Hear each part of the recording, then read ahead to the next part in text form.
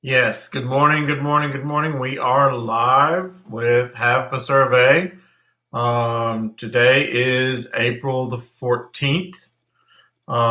If you watch the announcements, today is many things. What they neglected to say is that April the 14th is the day that Abraham Lincoln was shot by John Wilkes Booth in 1865. I forgot to mention that actually Easter Sunday, along being Easter Sunday, was also the day the Titanic sank in 1912, I think it was. April 12th, 1912, I believe it was, yes. And, just throwing those things out there. And so today we are going to look at the Enlightenment. But before I do that, there seems, I don't know, there's an old saying that technology is great until it isn't, meaning that, technology is great until it fouls up and jams up, and then suddenly, you're stuck with a very expensive boat anchor, which is about all it's good for. And for some reason, my emails are being rejected. I mean, I send out an email and they're blocked. They get sent back. I don't know what the story is. Perhaps your computers look at my email as some kind of junk mail or something of that nature, and they're sending it back. You might want to look in your clutter folders. You might want to look in your junk mail folders or whatever. However, if that doesn't work, look on, and I can't believe I'm saying this, look on Canvas under Assignments. And in fact, all the study guides from this year in HAVPA survey, Arts and Humanities, were included or under assignments. And at the very bottom is today's email where I sent you the, today's study guide. Well, not study guide. I sent you the study guide yesterday. And I also sent you a couple of videos today featuring Tchaikovsky's 1812 Overture. Now, this test, our next test, which I've already made up, is tentatively scheduled for Friday, although I'm almost positive we're going to be backing that up. But these things that I send you via email, these videos, there are some very simple questions on the test about those videos. Simple if you read my description of what is coming up and then watch the video. It's very obvious what's on there. But yeah, you are supposed to watch these videos, and so yes, that is there. And so yeah, today we're talking about this period called the Enlightenment, which we broached yesterday. And so let me pull up my notes. I sent you your study guide yesterday. In fact, let me give you about 30 seconds to look at your computer and pull up the Arts and Humanities Unit 10, the Enlightenment. Yesterday, we just went over the foreword. Today, we're going to start talking about the unit in particular. Now, I could blow through this unit. I mean, it's only like about 6 pages, I believe. And goodness, I could blow through that in an hour or less. But we're not going to do that. There are too many things to discover, too many ways that the Enlightenment influenced art that I want to go through with you. And since, unfortunately, we're not going to, get to watch or get to have the test on classical music listening. We're not going to get to, as a class, watch Amadeus, which is something I always enjoyed. That's a great film, Amadeus. Would I make a bet that any one of you would ever watch it? Not on your life. It's not that kind of film where, you sit down with a bowl of popcorn and start shoving it in your mouth and saying, oh, this is exciting, because it's not exciting.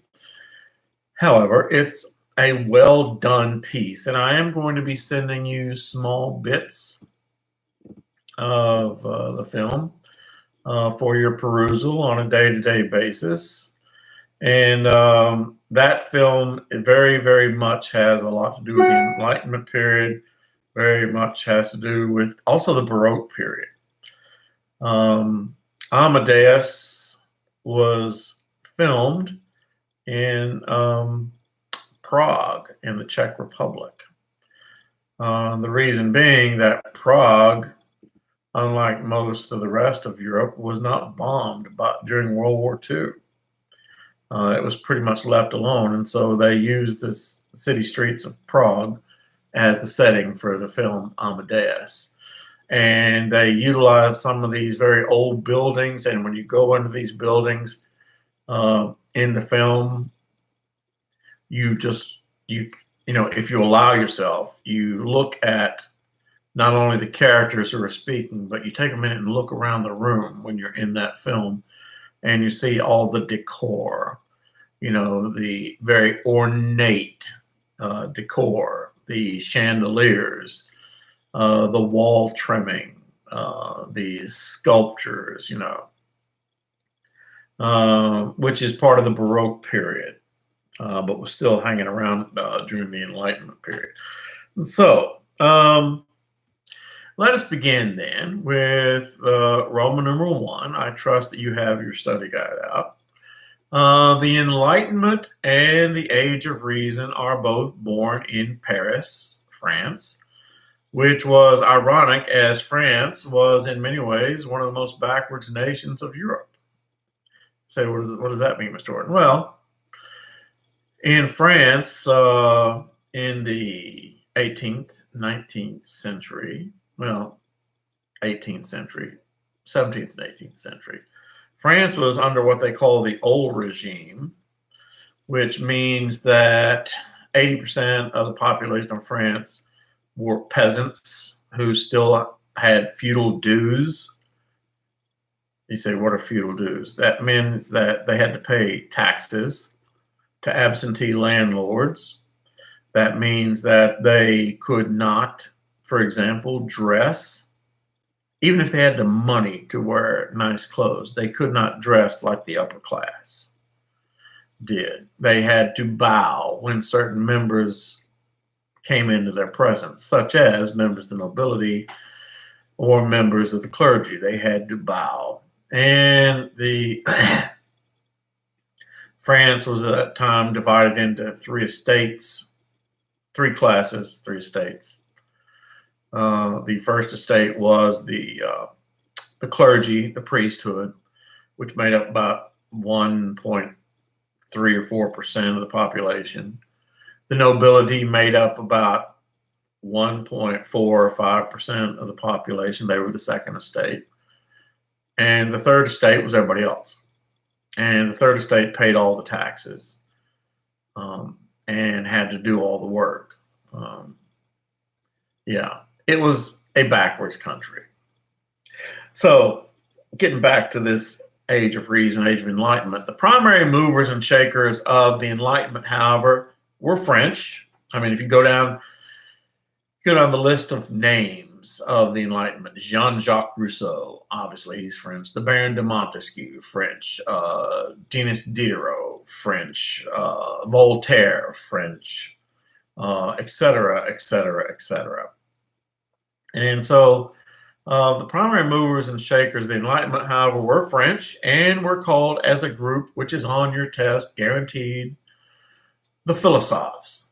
Today, we would call philosophes scientists, smart guys, scholars, educated people. Important. Did I say that? But yeah, smart people, which were in short supply, during the 18th century when the Enlightenment began. These are the 19th century. I'm not sorry, the 17th and the 18th century when the Enlightenment began. These philosophers compile their knowledge into a single book and, called the Enlightenment Encyclopedia, which is also on your test, matching section of your test. We all know what an encyclopedia is. An encyclopedia is a book or series of books that just compile general knowledge. Every time I say the word the best thing that my mother ever did for me, and she did it for the whole family, but it was a gift that benefited me a whole lot more than anybody else. She bought a set, and it cost about $100, I remember, and $100 is a lot of money back in 1960. She bought a set of World Book encyclopedias.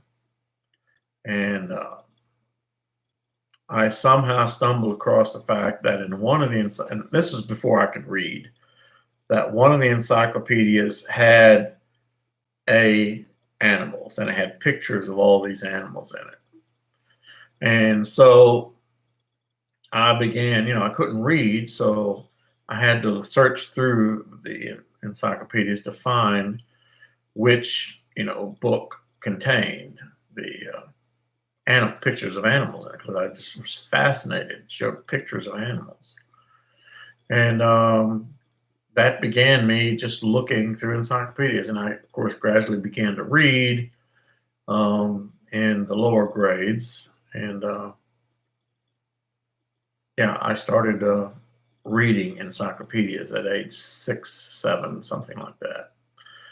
And I mean, and forgive me for going off into memory lane here, but it just awakens a whole realm of memories about me and reading, and I'm going to sound like a whiner here, but I don't care. It just shows you the value of what a good teacher is. A good teacher recognizes qualities in their students. When I was age 6 and age 7. You might remember when you were age 6 and 7 and when you were in school. Maybe you liked it, maybe you didn't like it. Of course, the first skill they start teaching you is reading. And that I was put into the slowest group of the readers. And I knew they were wrong. At age 6 and 7, I knew they were wrong, putting me in the slow group, because I knew I could read better than that. And so I remember that when the teacher would have the high group, I would slip in. And, the teacher would scold me for doing that. Teacher, what it is this, one of the things that I as a teacher never do when I look at students who have siblings who come through the school system, it is a very common, particularly a small school, it is a very common teacher error, and they should be cursed for it. They see one member of a certain family, and this sibling has capabilities, strengths, weaknesses, and then sibling number 2 comes along. Well, the teachers automatically assume that sibling number 2 is going to be just like sibling number 1, and that simply didn't happen. I don't want to throw rocks at anybody, but my family was not especially academically inclined. In fact, just the opposite. And so I was the fourth Horton to come through that school system, and the teachers remembered my older siblings. And yeah, everybody else thought that she was a wonderful teacher. I didn't understand why she hated me until now. And she kept putting me back in the slow reading group, and I was always blamed when something happened. Um, until I got out into the third grade, and for some reason the teacher just kind of didn't make those assumptions. And in the fourth grade, got to a teacher who thought that I was brilliant, and I really took off. But anyway, yeah, that's a random way. I'm sorry for boring you, but yeah, the Enlightenment Encyclopedia, which was written by, his name was Denis, Denis with one N, Diderot, Diderot, Denis Diderot. Not really written, it was compiled. Nobody writes an encyclopedia, they compile knowledge from various sources. And so, yeah, one of the most important books to come out of the Enlightenment was the Enlightenment Encyclopedia, which, it was a compilation of knowledge from the various new pursuits on astronomy, on economics, on logic, biology, things that were being studied and discovered finally logically. It would have illustrations of animals, of course. It would have mechanical designs. It would have, all sorts of discussions of the rights of man. But it was one of the most important books to come out of the Enlightenment. Now, the primary premise of all philosophers was that all human problems could be solved through the use of logic, science, or at least what we call science, and reason, which is, we all say, oh, well, of course, yeah, that's how you do it. However, that is also the greatest shortcomings of the age of reason. The greatest shortcomings of the age of reason was its belief that even religion could be aligned with science and logic. And see, that was a shortcoming of the age of reason. They thought they could line up everything with science and logic. For example, religion. For example, familial relationships. For example, human behavior. As we're going to find out later on when we talk about romanticism, human beings are not logical. No, they're not. I mean, we like to think we are, but I mean, there are lots of elements in human behavior that are simply not logical. Love, for example, is not logical. Neither is hate logical. And acting upon those two emotions is entirely illogical. I'm getting short. Hope I can make it through this lecture without having to stop and get some more to drink, because that's just awful. But anyway, we'll get back to that later. Let's talk about the application of logic to religion. The philosophers, created a faith, and that faith was called deism, which is written right there in your study guide. Deism, capital D, E-I-S-M. What is deism? Deism is the application of logic to religion. There it is. Now, included in deism is something called the clockmaker theory of the universe. Now, and this is one of my faves, the clockmaker theory of the universe. You see, and got to follow me now, got to think logically. Deists are not atheists. Say again. Do not associate the ideas of Charles Darwin and deism. Deists are not atheists. Because the way the deist thought and thinks, there are still people in the world who are deists.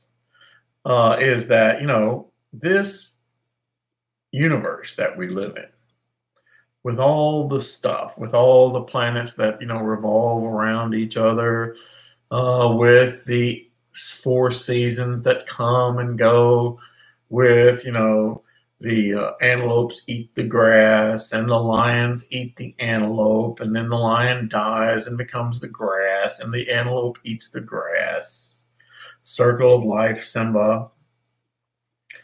That all of that, the way it so intricately works together, circuit, that could not be accidental. That had to be planned according to the deists. They could not envision, the deists of the time did not envision a Big Bang theory where the universe is so vast that in the infinite number of possibilities of matter, that there could be something like this planet and its solar system being created. Not that that necessarily is the answer to mankind, answer to the universe either. But, the deists simply said that if you have this world with all the, everything working together, with animals eating other animals and then dying, and then their remains being eaten by small protozoa or whatever, who are eaten by somebody, et cetera, et cetera. Somebody had to plan that. That's the thing. Somebody had to plan that. And the deist call this person the supreme being. This being, the supreme being. Didn't call him God, didn't call him Yahweh, didn't call him Allah. He was called the supreme being. And he was the creator. And so, according to the clockmaker theory of the universe, this supreme being creates all this stuff. And like, if you've ever looked inside of an old-fashioned clock and all the little gears and cogs and levers and things that work in perfect harmony with each other to produce a clock that tells time, then that would give you some idea of what their vision of the universe was. That the supreme being was the clockmaker. That he hung the earth out here to revolve around the sun and the moon to revolve around the earth. One revolution, 365 and a quarter days, et cetera, et cetera, et cetera. And then he set all the things in motion, that the lions eat the antelope, that the lions die and become the grass, and the antelope and the grass gets eaten by the antelope, et cetera, et cetera. He sits there and runs all this stuff. And here's the key part. So after the supreme being did all this, he sets the clock down, winds it up, walks away and leaves it alone. And lets it run unmolested. Now, it's an interesting theory. And you probably know about that. But here's what you probably don't know. Famous deist. Now, Mr. Halleck knows the answer to this question. Do you know any famous deists? There were lots of them. And I'm not just talking about Jean-Jacques Rousseau or Denis Diderot or John Locke or people like that. Please, would somebody get me on that? I'm not talking about those people. I'm talking about, are there any famous deists? And the answer, absolutely. Particularly for the time. Remember, the time period we're in is the 17th and the 18th century, the period of the American Revolution. Are there any famous deists? Yes. Perhaps you've heard of Benjamin Franklin. Oh, yeah. You see, Benjamin Franklin and his buddies were, ardent deists, along with Thomas Jefferson, Patrick Henry, and many people. Samuel Adams, not John Adams. John Adams was a Puritan. But yeah, a lot of people like that. But let's talk about Benjamin Franklin. Benjamin Franklin was a deist in what he would do. Him and his buddies formed a little social group, and there were pockets of these social groups all over the colonies. They call themselves as a group the Hellfire Club. Now, obviously, a group that calls itself the Hellfire Club, we're not too worried about what comes in the afterlife.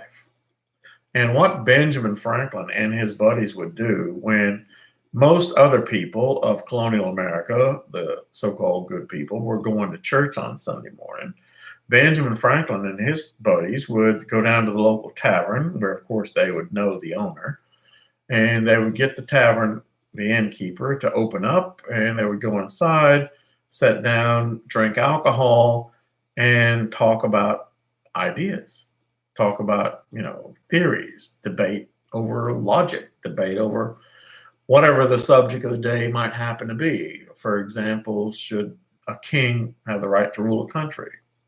But yeah, that was the Hellfire Club. But what a lot of other people don't tend to know is about Thomas Jefferson. I love to pick on Thomas Jefferson, one of the great Americans. I say one of the great hypocrites. Thomas, one of the founding fathers, Thomas Jefferson. Thomas Jefferson, yes, that guy who wrote or plagiarized the Declaration of Independence, that guy who was the founder of the University of Virginia, that guy who built his own home in, test question, Monticello. And he built it in the neoclassical style. And we'll talk about that type of architecture later on. But yes, he designed his own home, had lots of little inventions in his own home that he created himself. One was a type of dumbwaiter that he could raise and lower foodstuffs up and down within his house. He actually invented an indoor plumbing system. Of course, the indoor plumbing system was that they had a device in the house where they would do their business, and then it was on a pulley, and the slaves would pull it out side of the house and then go and empty it and replace it. So clever, that Thomas Jefferson. And oh yeah, Thomas Jefferson was the first Secretary of State, one of the signers of the Constitution, and yes, he was the third president of the United States. And he was a very, very, very ardent deist. So ardent that, and I hope you're taking notes here, because this kind of stuff, I'll tell you, this story's on a test, that when he read his Bible, and Thomas Jefferson, yeah, he was a deist, but he read his Bible. He read it from one end to the other. As he was reading his Bible, and he would come across something that did not make sense logically, that, didn't sound right, that, it defied the reason of science. He would take his scissors and cut it out. My question is, I would like to see what his Bible looked like when he was finished.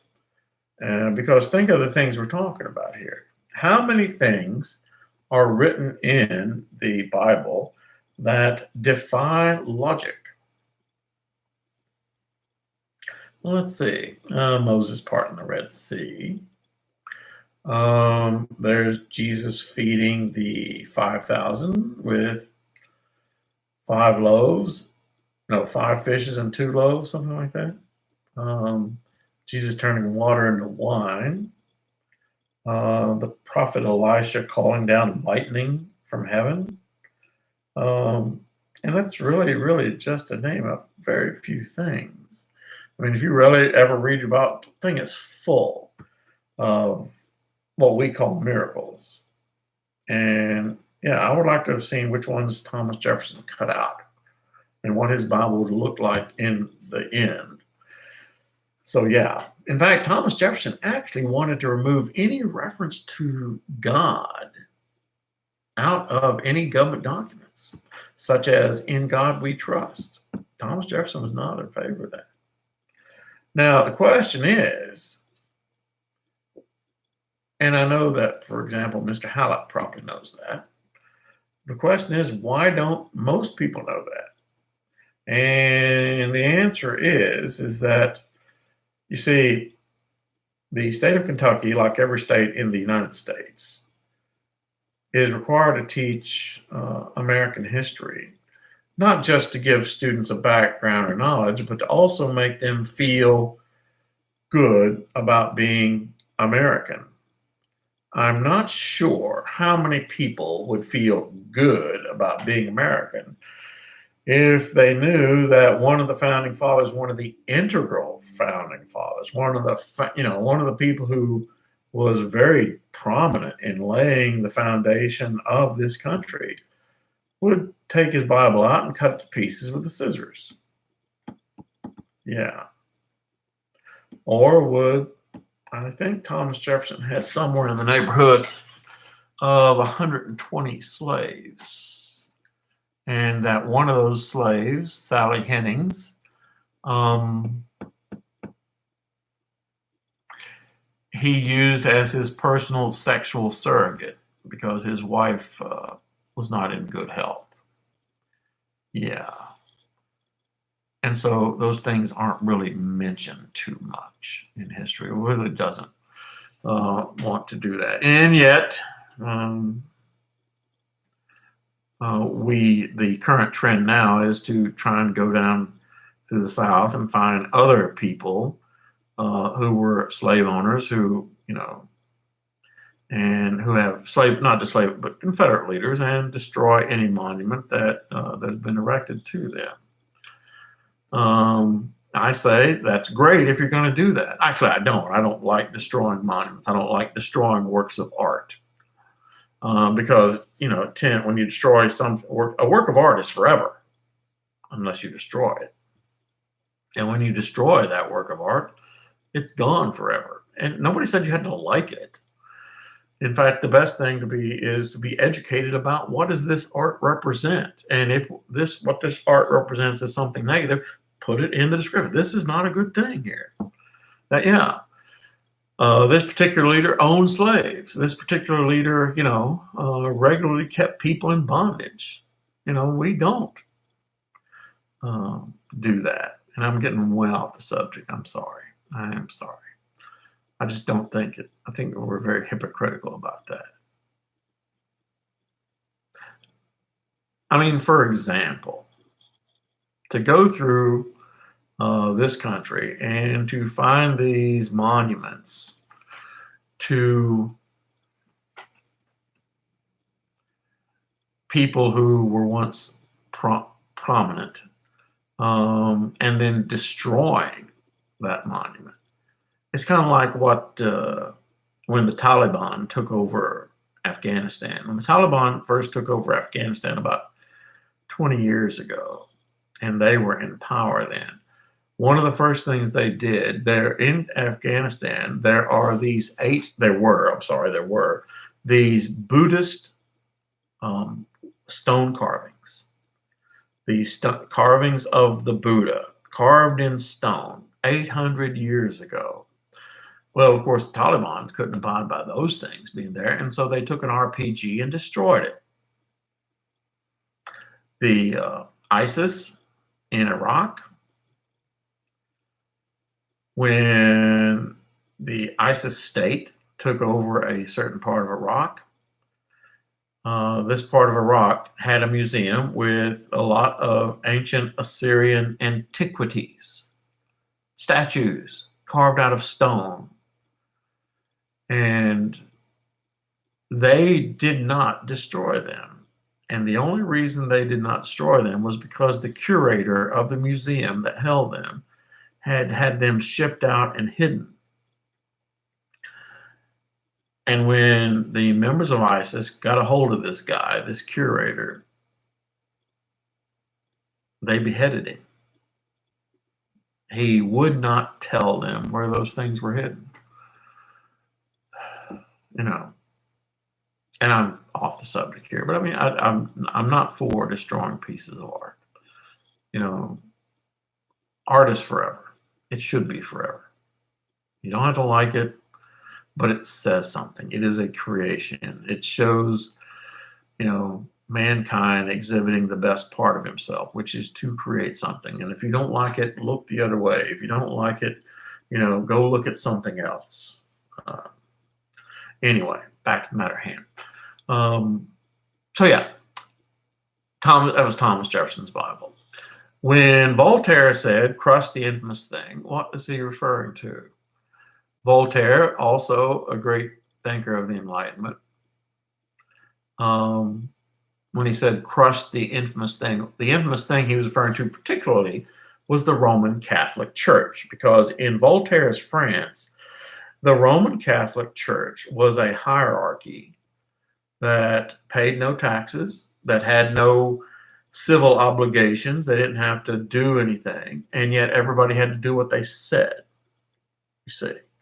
And Voltaire was very jealous of that. He said, you know, the Roman Catholic Church of Voltaire's 18th century breeds inequality, and it did.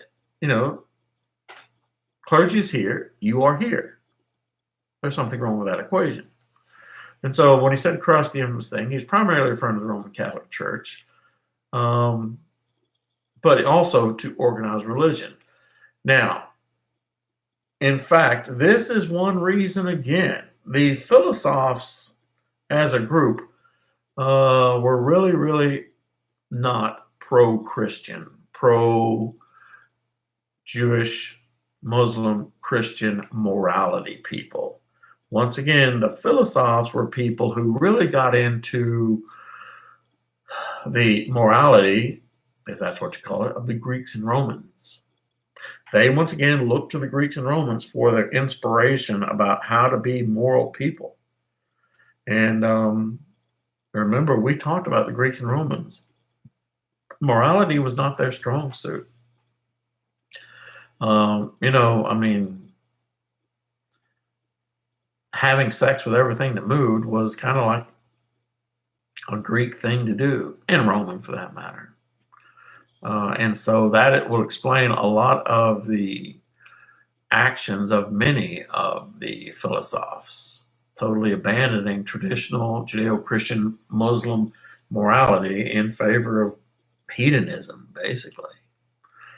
So, last thing for today. Philosophes often met together in Paris in places called circle, can be on your test, salons.